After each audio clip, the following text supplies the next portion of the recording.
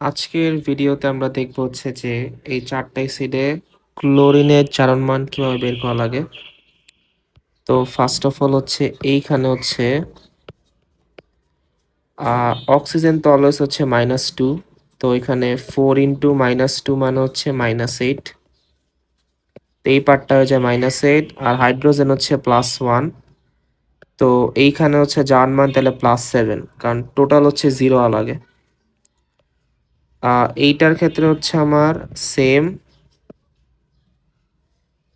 Oxygen ৩টা আছে, so ultimately হচ্ছে কত -6 আর হাইড্রোজেন +1, সো এটা +5 হবে। সেমভাবে HClO2 ক্ষেত্রে ২টা মানে হচ্ছে -4 অক্সিজেন আর এখানে হচ্ছে +1, তো 0 এর জন্য হচ্ছে এদিকে ক্লোরিনের জারণ মান +3 হবে। আর HCl এর জন্য একটা অক্সিজেন মানে হচ্ছে -2, তো হাইড্রোজেন মানে +1, তো আল্টিমেটলি 0 এর জন্য ক্লোরিন হচ্ছে +1 হওয়া লাগবে।